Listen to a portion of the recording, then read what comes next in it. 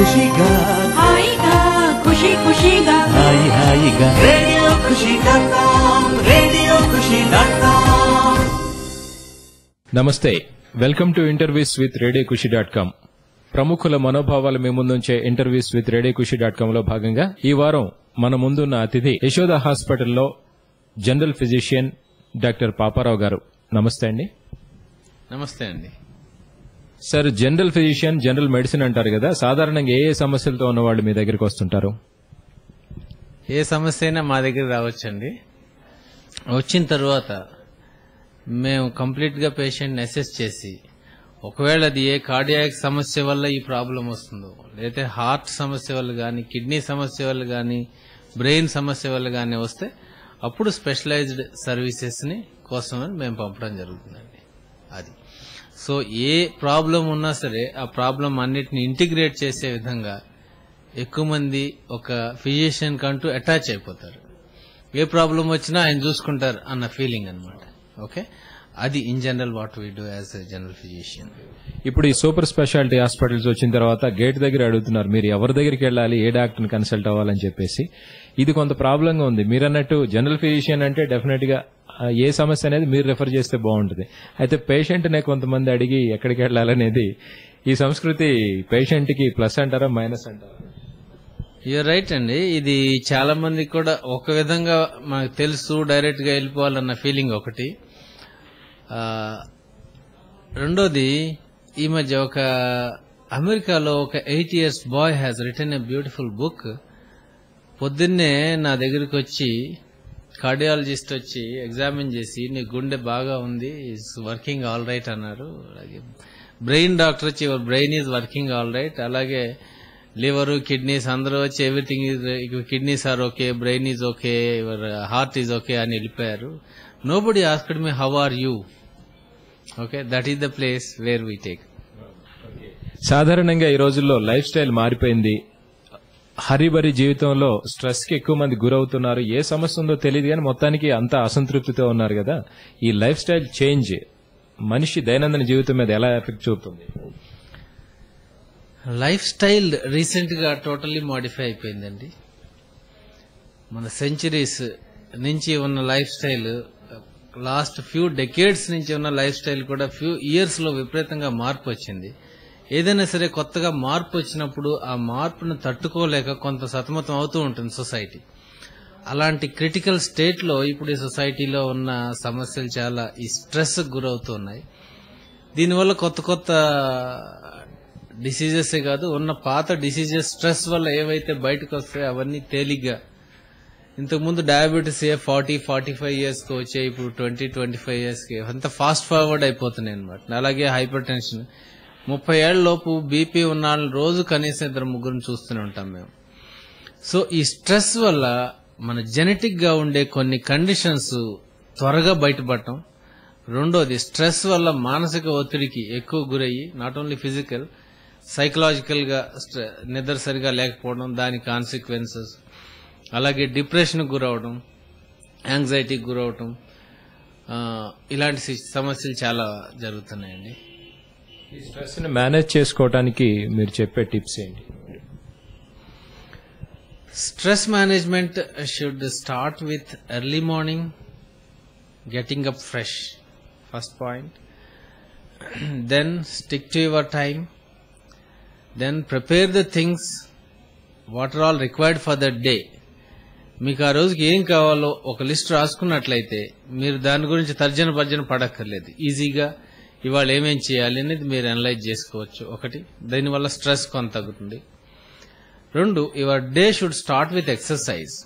Early morning exercise చేసినట్లయితే stress automatic గా relieve అవుతుంది. మూడోది, ఎక్కడైతే మనం ఒత్తిడికి గురవుతున్నాం అంటే మనకు కొంత అనుభవం ఉండి కొంత లేక, దాని గురించి ఎక్కువ ఆలోచించి కొన్ని కాన్ఫ్లిక్ట్స్ గురయ్యి ఎక్కడైతే స్ట్రెస్ ఎక్కువ వస్తుందో అప్పుడు మన బాడీలో ఉన్న ఎడ్రినలిన్ ఎక్కువ సెక్రెట్ అయ్యి, ఈ సెక్రెట్ అయిన ఎడ్రినల్స్ అన్ని బాడీ మజిల్స్ మీద పనిచేసి దాంతో మజిల్స్ మీద ఒత్తిడి పెరిగి బాడీ పెయిన్స్, లేకపోతే కాళ్ళు చేతులు లాగటం, నీరసం, ఇలాగా this goes to a physical disease. Like అంటే it mimics like a physical disease. Mostly వాళ్ళు మా దగ్గరికి నాకు తలనొప్పి వచ్చింది, అది వచ్చింది, అది వచ్చింది అని వస్తుంటారు, కానీ అసలు కారణం పొద్దున్న నుంచి వాళ్ళు తీవ్రంగా గురయ్యే మానసిక ఒత్తిడి. So your exercise early morning, at least walking for 40 minutes. Walking is a base line exercise అండి. 40 minutes వాకింగ్ కానీ, 30 minutes జాగింగ్ కానీ, 30 minutes స్విమ్మింగ్ కానీ చేయాలి. ఇది బేస్ లైన్ ఎక్సర్సైజ్. ఇది చేసిన తర్వాత యోగా చేయొచ్చు, మెడిటేషన్ చేయొచ్చు, గేమ్ ఆడొచ్చు, whatever you like, whichever gives you happiness. Okay, అలాగే meditation and yoga they are more for exercise for the mind is meditation. Okay, అలాగే యోగా ఫిజికల్ స్ట్రెచ్చింగ్, స్ట్రెచబిలిటీ అవి పెంచుతుంది, కానీ మీకు బేసిక్ ఎండ్యూరెన్స్, బేసిక్ స్టామినా పెరగాలంటే you should do either a walking or jogging. దీని తర్వాత next start అయ్యేది is the food. One should take proper breakfast అండి. కొందరు ఏదో లావుగా ఉన్నాం, లేకపోతే టైం ఉండదు, మార్నింగ్ టైం, సో చిక్కిపోదామని కొందరు సరిగా తినరు. అలాగే లావు తగ్గాలనేసి బ్రేక్ఫాస్ట్ ఏదో ఒక కాఫీ తాగేసి ఒక. So taking proper breakfast is very very important stress relieving factor in the morning. Should really enjoy your breakfast, give some time, allot some time to every aspect. So take breakfast like a king, lunch like a common man, and dinner like a poor man. That is the saying of the day. So మనకేంటంటే చివరికి ఇంటి దగ్గర నుంచి వచ్చిన తర్వాత, అంత work దగ్గర నుంచి వచ్చిన తర్వాత, end of the day will have lot of the time కాళ్ళు ఆర్జాపుకొని కూర్చొని టీవీ చూస్తూ కబుర్లు చెప్తూ తింటూ ఉంటాం. The other way round. So what ever we eat in the night, it gets accumulated in the body, that transforms as increase in body weight and so on. Okay, so good breakfast is a must also to reduce your weight, because morning మనకి ఎక్కువ energy కావాలి. Morning అలాగే మనకు metabolic rate ఎక్కువ ఉంటుంది. దీన్ని combat చేయడానికి, దీనికి అవసరంగా మనం సరైన బ్రేక్ఫాస్ట్ తీసుకుంటే బాడీకి సరైన ఎనర్జీ లెవెల్స్ అంది, మెటబాలిజం కూడా క్విక్ గా ఉండి, ఇంకా బాడీ వెయిట్ ని తగ్గడానికి, అలాగే ఫిట్నెస్ కూడా పెంచడానికి ఉపయోగపడుతుంది. So that will also relieve stress to a great extent by taking proper combination of breakfast. So breakfast should be, first point should be tasty, should give proper energy to the body. The same time should continue to give the energy to the body. దీనికోసం అందులో proteins ఉండాలి, carbohydrates ఉండాలి. At the same time ఒక fruit add చేయాలండి. Fruit ఉంటే fruit systematic గా క్రమేణా బాడీకి కంటిన్యూస్ గా ఎనర్జీ సప్లై చేస్తూనే ఉంటుంది. Not the fruit juice, the fruit. Eat a fruit.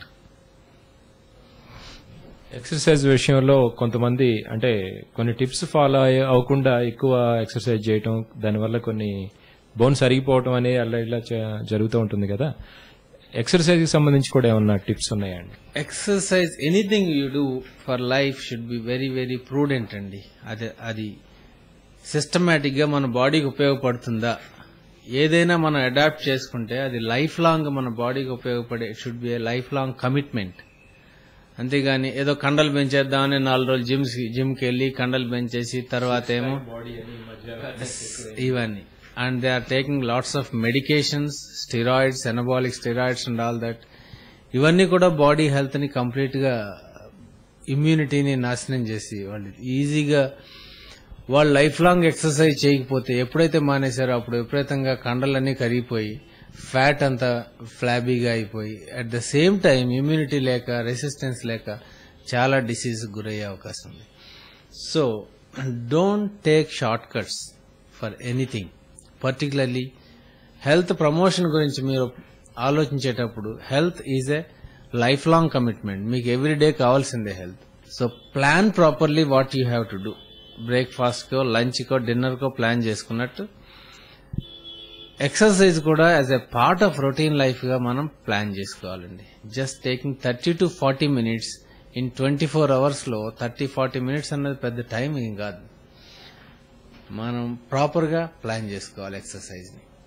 Okay, అయితే ఎక్సర్సైజ్ వల్ల చాలా అనర్థాలు ఉన్నాయండి. ఎక్సర్సైజ్ ఇప్పుడే కాదు, అతిగా ఎక్సర్సైజ్ చేస్తే ప్రాబ్లమ్స్ ఉన్నాయని even right from Hippocrates, he himself has taken a note of that. So